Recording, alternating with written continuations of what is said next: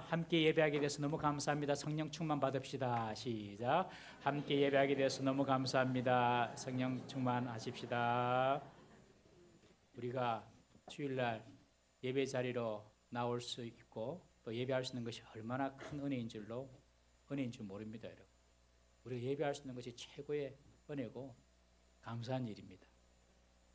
믿음이 있는 사람은 이것이 무슨 뜻인지 압니다. 여러분, 세상은요 두 종류의 사람이 있습니다. 오늘 로마서 8장에도 우리가 지금 로마서를 강의를 하다가 또 고난주간 또 부활절이 있어서 잠깐 쉬고 또 다시 보는데요. 로마서 8장에도 두 종류의 사람을 이야기하고 있습니다. 하나는 육신의 본능이나 육신의 정욕을 따라서 사는 육신에 속한 사람. 또 한 사람은 성령의 사람. 딱 두 부류로 이야기합니다. 육신의 본성과 육신의 생각과 육신의 뜻대로 사는 육신의 사람. 그리고 성령을 따라가는 성령의 사람. 여러분, 예배는 성령의 사람이 드릴 수가 있습니다.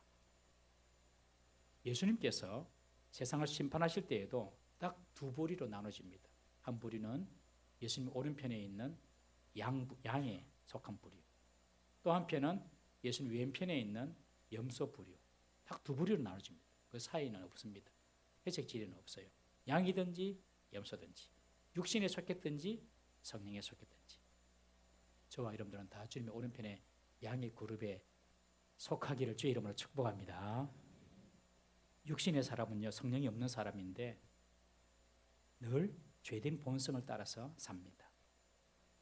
생각부터가 주님과 원수가 되게 하고 하나님 말씀에는 순종할 마음도 없습니다. 그러나 성령의 사람은 예수 그리스도로 인하여서 거듭난 사람으로서 예수님을 믿는 그 순간부터 성령님의 인도하심 따라 성령의 인도를 따라 살게 됩니다.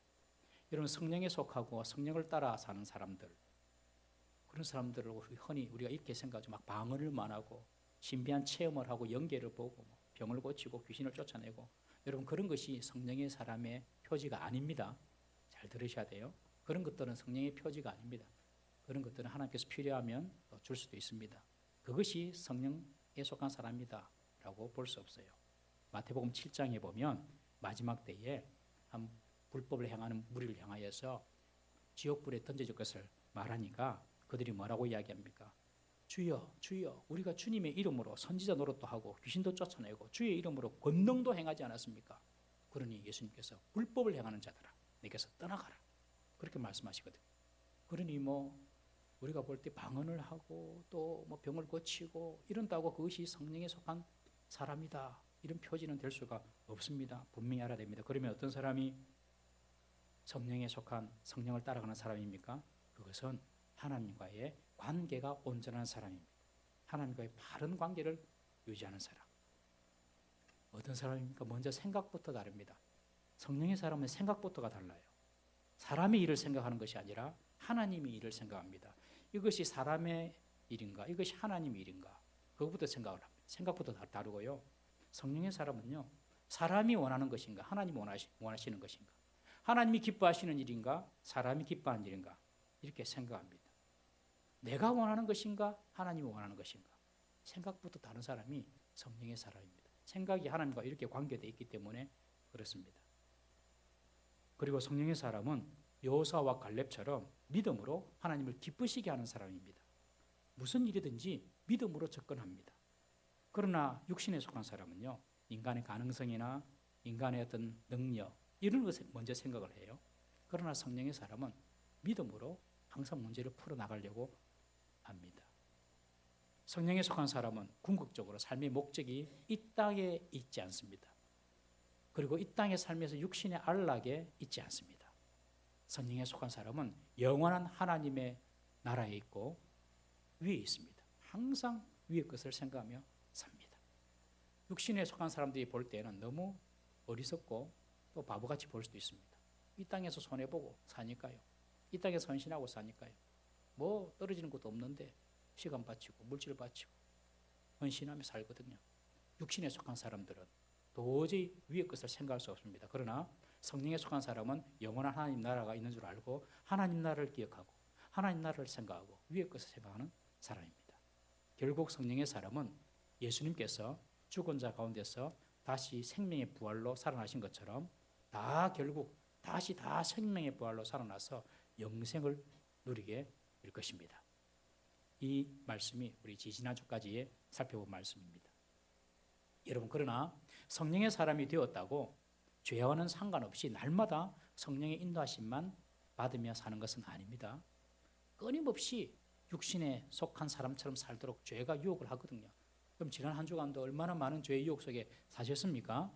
그냥 육신에 속하여 살도록, 육신의 본능대로 살도록, 죄의 본성을 따라 살도록 항상 사탄이 이렇게 공격을 합니다. 오늘 예배 나오신 여러분들도, 오늘 예배 나오시면서도 마음으로 싸우신 분들 계시죠. 오늘 너무 피곤한데 오늘 그냥 자자. 그럼 오늘 하루만 째자, 예배. 뭐 그렇게 생각하시는 분도 계실 거고.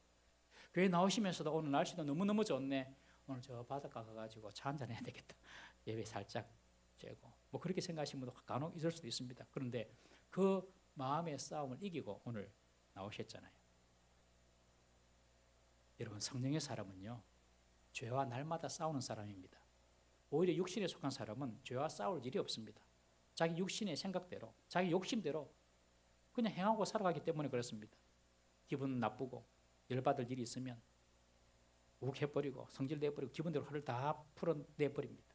그러나 성령의 사람은 그런 육체의 본성과 끊임없이 싸우고자 합니다. 죄와 싸우는 사람이 성령의 사람입니다, 여러분.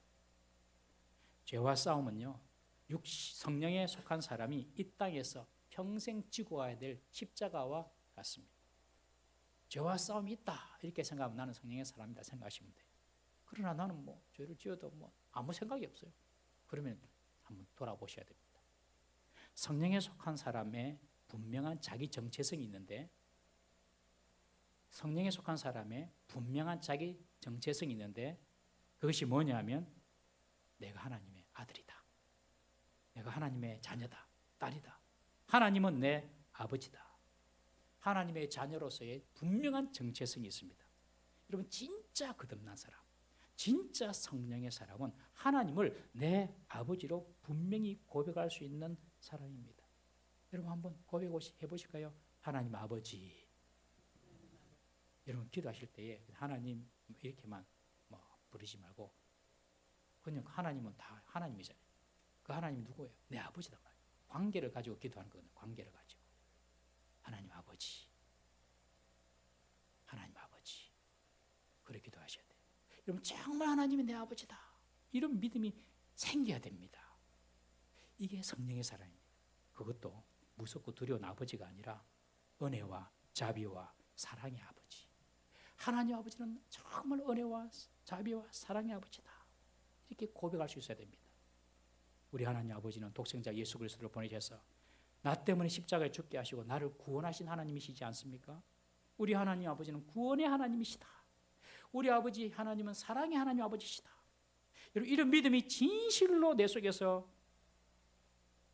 올라와야 됩니다. 진실로. 진짜 그게 믿어져야 됩니다. 그것이 성령에 속한 사람의 분명한 자기 정체성입니다. 15절의 말씀에 보면 너희는 무서워하는 종의 영을 받은 것이 아니라 양자의 영을 받았다. 여러분, 하나님을 무서워하는 분이 계세요. 여러분, 무서워하고 하나님을 두려워해서는 안 됩니다. 우리는 본래 하나님의 자녀가 아니었고 죄를 따라가는 죄의 종이었습니다. 그런데 예수님을 믿음으로 우리가 하나님의 자녀가 되었어요. 이 관계를 오늘 본문에서 보면 양자라는 표현을 씁니다. 우리는 하나님 앞에 양자가 되었어요. 처음에는 양자가 아니었어요. 그래서 오늘 12절에 보면 우리가 빚진 자다 그렇게 말합니다. 처음에는 죄를 따라가는 죄의 종이었기 때문에. 그런데 양자가 되었어요. 하나님이 양자가 되었어요. 그러니 우리는 빚진 자예요. 그러므로 우리는 육신대로 살 것이 아니라 하나님의 아들처럼 살아가야 한다는 것입니다. 하나님을 두려워하지 마시고 정말 하나님은 나의 사랑의 하나님이다. 나를 너무 지극히 사랑하시는 하나님입니다. 이런 고백이 여러분 나오기를 바랍니다. 우리는 다 하나님의 양자입니다. 우리 양자라고 하면 우리나라 문화하고 서양의 문화가 많이 다른 것 같습니다. 우리나라 문화는 꼭 내 자식이라야만 돼요. 그래서 혹 자식이 없어서 다른 집에 아이를 데려다가 양자로 삼으려고 하면 안 된다. 피 한 방울 안 섞였는데 되겠나? 그럴 수 없다. 이런 생각을 우리는 많이 합니다. 그런데 서양 사람들은 전혀 그렇지 않습니다. 서양 사람들은 입양을 그래서 많이 하죠. 심지어 우리나라 땅에서 태어난 고아도 우리가 입양하는 것이 아니라 외국으로 나가서 그 나라의 양자가 되는 경우가 얼마나 많습니까? 서양 사람들은 이렇게 외국 아이들을 데려다가 양자 삼는 일을 잘합니다. 그렇다고 그 양자를 대충 허술하게 대하지 않습니다. 양자가 되는 순간부터 그는 완전한 그 집의 아들이요, 완전한 딸이 되는 것입니다. 옛날에 신분이 어떤 사람이었든지 거지였든지 노예였든지 상관없습니다. 양자가 되면은 법적으로 그날부터 완전한 그 집의 자녀가 되는 것입니다. 이런 사회적인 제도, 그 제도가 로마 시대 때 있었거든요. 바울은 이것을 염두하고 지금 하는 말이 우리가 성령으로 하나님의 양자가 되었다라고 말하는 것입니다. 양자의 영을 받았으므로 우리는 하나님을 아바, 아버지라 부른다라고 바울은 이야기합니다. 이 아바라는 말은 원래 아람어입니다. 아바, 아버지 이 두 단어가 다르게 쓰였어요. 아바 이 말은 아람어고 지금 시리아지요. 옛날에 시리아가 고대 근동에서 아주 힘을 발휘할 때 그 아람어가 유행했거든요. 헬라어, 알렉산드의 헬라어랑 같이 예수님 당시에 쓰였단 말입니다. 그래서 아바라는 말은 아람어입니다. 아버지라는 말은 파텔, 아버지입니다. 이 헬라어입니다. 헬라어. 그러니 아람 말로는 아빠고, 아바가 아빠고, 아버지는 헬라어인데 이 두 개를 예수님께서 썼어요. 왜냐하면 아람 말에 아버지라는 단어가 없어요. 아람 말에는 그냥 아빠라는 단어만 있습니다. 아버지를 존칭하는 단어가 없어요. 그냥 다 아빠로 통합니다. 그래서 아빠, 아버지, 아람어와 헬라어를 그렇게 부르십니다. 이 아빠라는 단어는 여러분 우리 아이들이 자랄 때에 우리 아버지에게 하는 말이 아빠, 아빠 다 하셨잖아요. 저도 그랬고 여러분도 아버지에게 아빠라고 다 하셨어요. 안 했을 것 같지에 다 했어요. 우리 아버지한테 어릴 때 아빠, 아빠. 그런데 우리만 그런 것이 아니라 온 세계 나라 민족 공통어입니다. 이 아빠가 전부 다 아이들이 아버지를 아빠라고 말합니다. 참 신기하지 않습니까? 그런데 본래 이 유대인들이나 유대인의 전통에 있어서 이들이 하나님의 이름을 부를 때에는 하나님 이름이 여호와인데 스스로 계시는 자, 이 여호와인데 여호와의 이름을 잘 부르기를 꺼려했습니다. 너무 황송하기 때문에, 너무 대단하신 이름이기 때문에 하나님을 여호와라고 못 부른 거예요. 그래서 하나님의 이름을 불러야 할 때는 아도나이라는 이름으로 불렀습니다. 이 아도나이라는 말의 뜻은 주님이라는 뜻입니다. Lord, 주님이라는 이름으로 바꾸어서 하나님을 불렀습니다. 그런데 예수님께서 하나님을 자기 아버지라 그러고 너희들은 하나님을 아빠 아버지다 그렇게 불러라 하고 주기도문에서도 하늘에 계신 우리 아버지요 막 이렇게 말씀하시니까 이 유대인들이 완전히 대노한 거죠. 신성 모독죄다. 잡아 죽여야 된다. 그래서 예수님 십자가에 돌아가신 거 아닙니까? 만약에 이 예수님께서 아람어로 사용하시다면 하늘에 계신 우리 아버지가 아니고 하늘에 계신 우리 아빠 이렇게 기도를 가르쳤을 것입니다.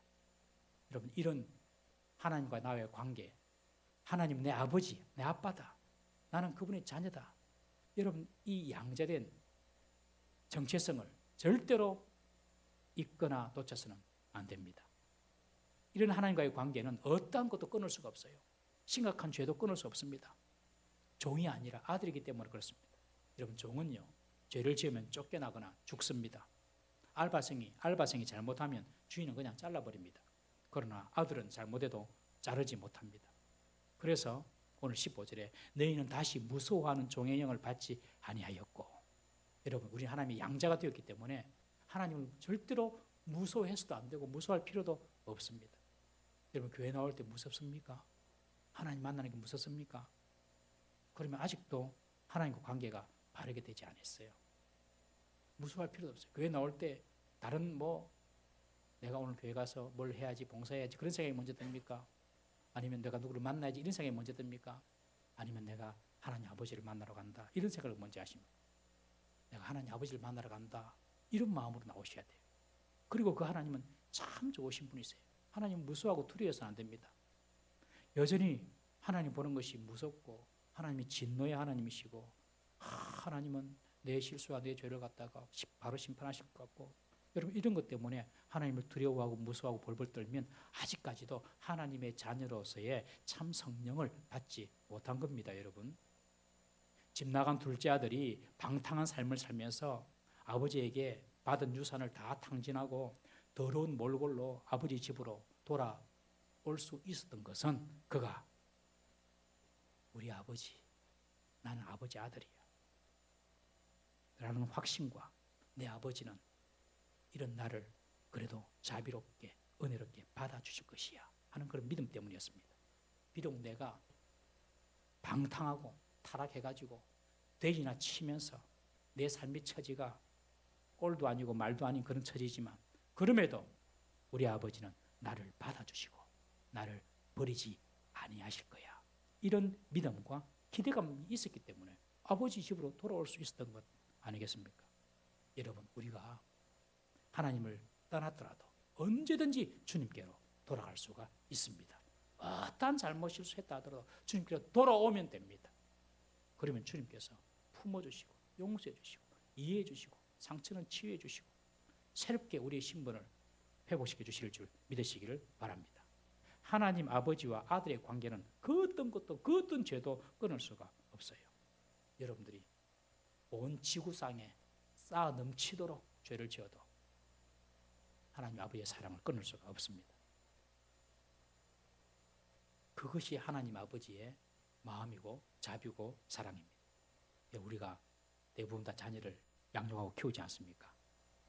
우리가 자녀들에게도 비칠 때에 이렇게 사랑의 하나님 아버지처럼 자비로운 아버지, 사랑의 아버지로 자녀들에게 보여줘야 됩니다.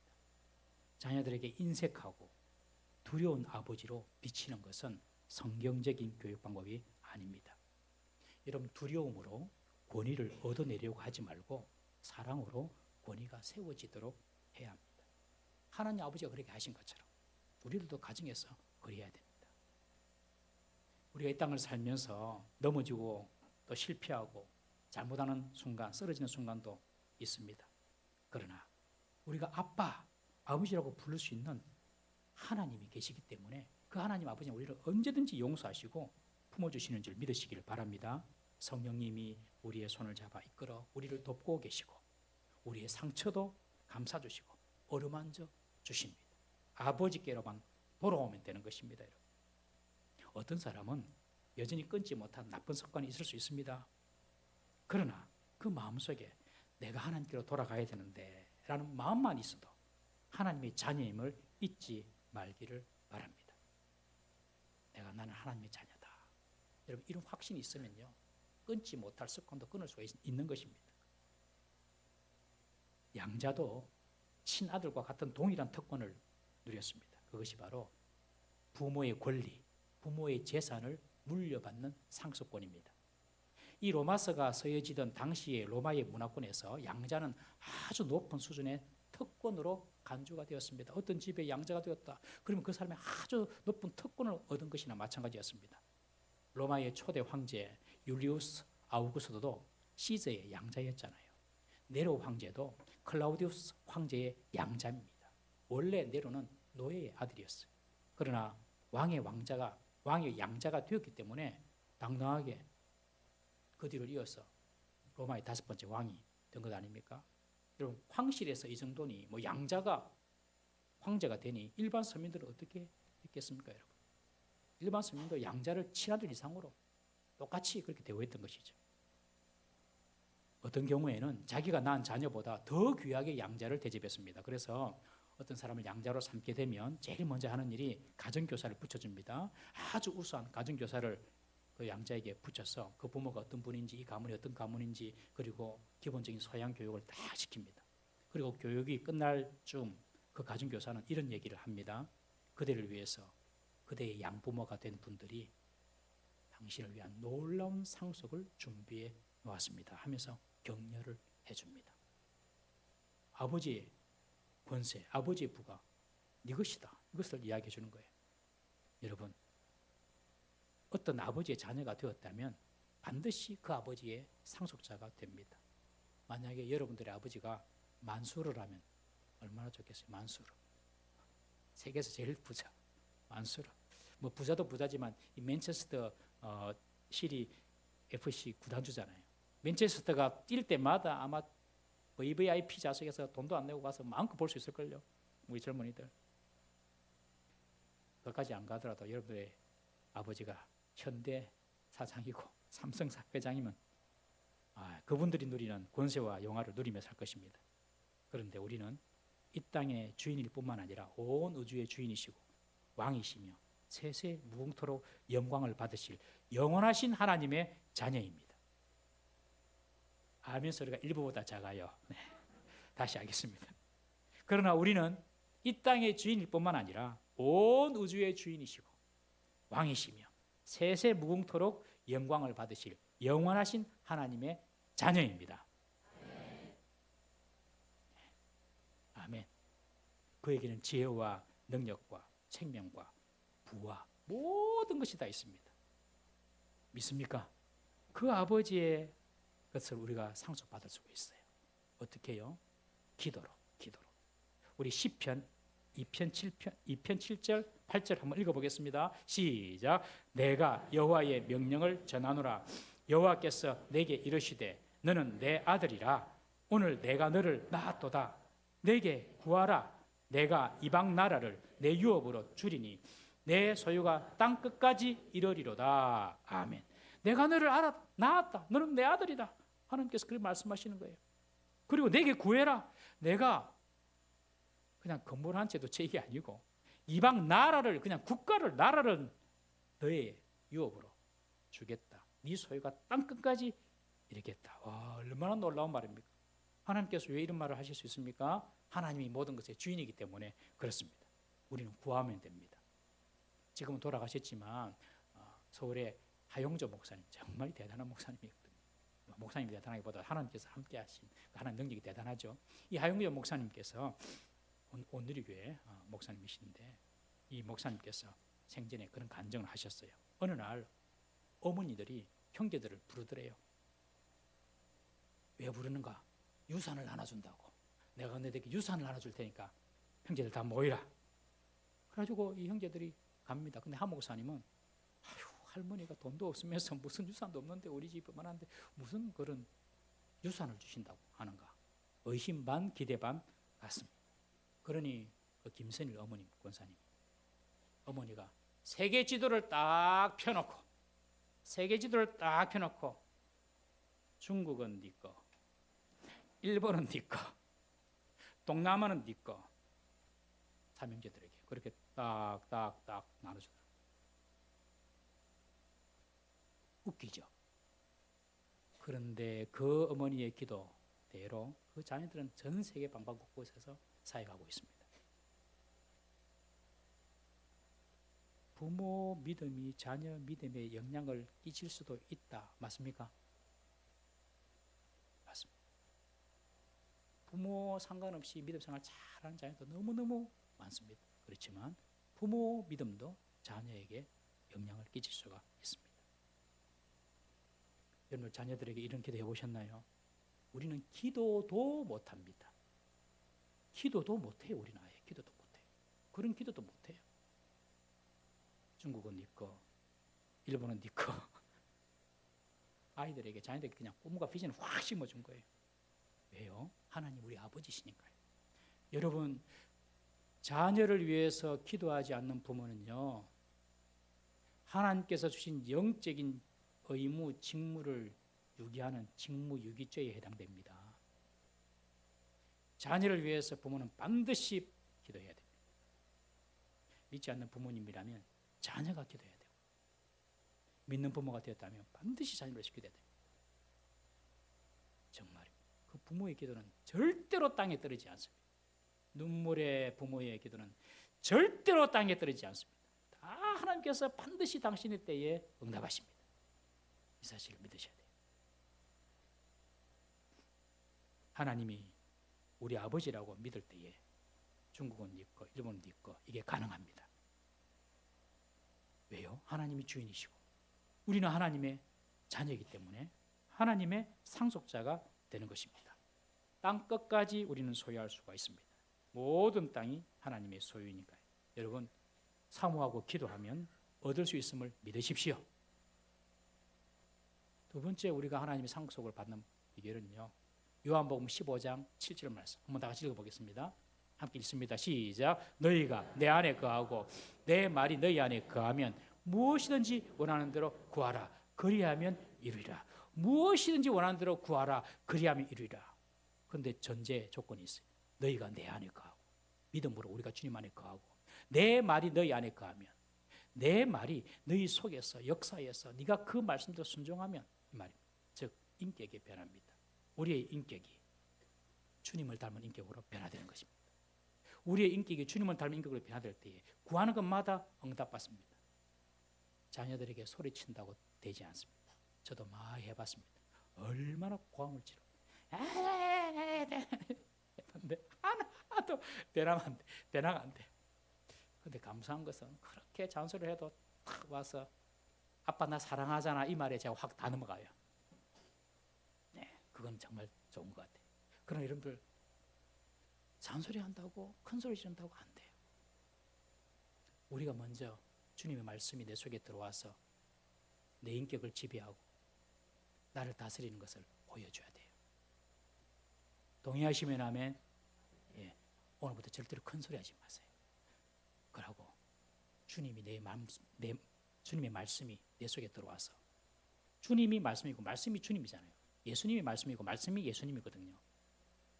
나를 다스리시도록 그래서 내 인격이 주님을 닮은 인격이 되도록 우리가 그런 가운데서 원하는 대로 구하면 다 응답받습니다. 너무너무 중요한 말씀이에요. 한번 그렇게 해보는 거예요. 하나님께서 어떻게 역사하시는지. 여러분 자녀에게 인색한 아버지가 있을까요? 그런 부모가 어디 있겠습니까? 혹시 이런 부모 있습니까? 나는 내 자식보다 더 잘 먹고 잘 살아야 돼. 자식이야 어찌되든 내만 잘 살면 돼. 이런 아버지는요 비정상적인 아버지입니다. 제대로 된 아버지 아닙니다.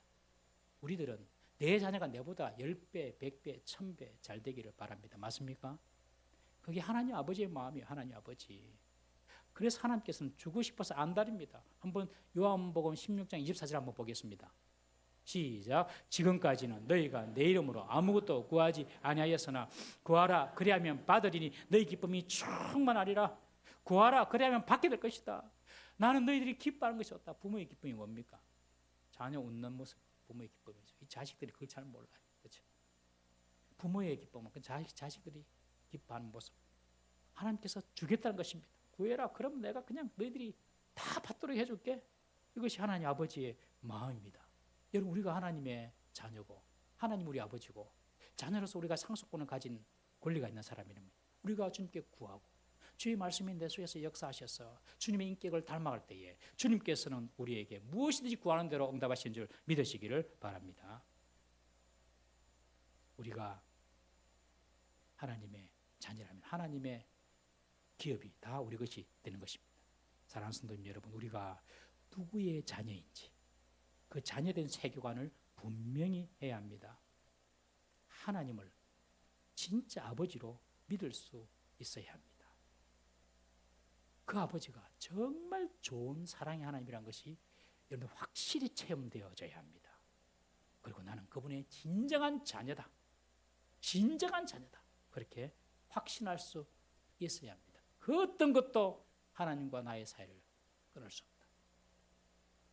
어떤 것도 어떤 죄도 내가 짓는 죄도 어떠한 사람도 어떤 피조물도 하나님께서 세우신 하나님께서 만드신 그리스도의 피로 만들어주신 하나님과 나의 이 양자의 관계, 자녀의 관계 끊을 수 없다.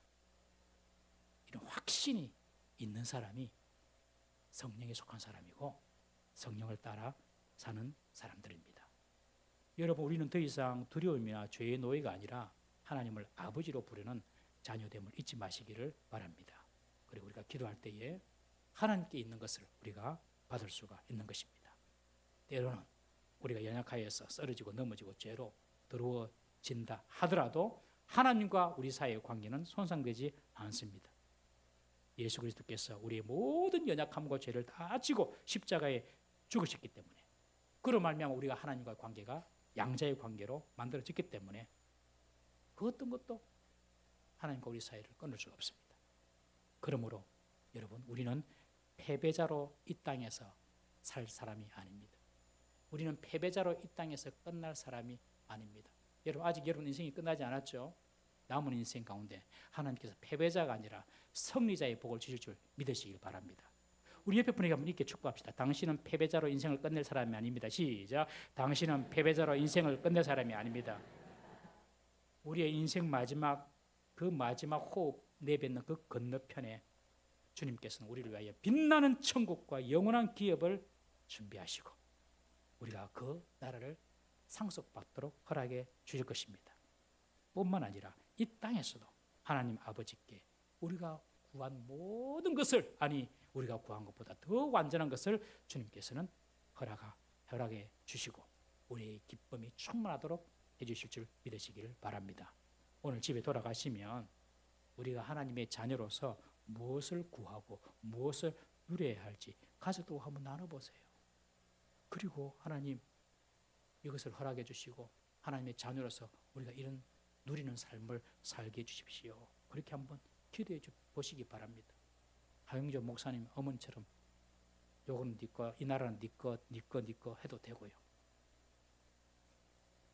오늘 저는 집에 가서 한번 해보려고 해. 여러분, 하나님은 좋으신 하나님이십니다. 그 하나님 우리 아버지시고 우리는 그분의 자녀입니다. 우리는 그 하나님의 나라의 기업과 하나님 안에 있는 풍성한 것을 다 상속받을 수 있는 상속자입니다. 이 복을 누리며 살아가는 우리 성도 되시기를 주 이름으로 축복합니다. 우리 다 같이 한번 기도하십시다. 이렇게 한번 기도하십시다. 주님, 내가 주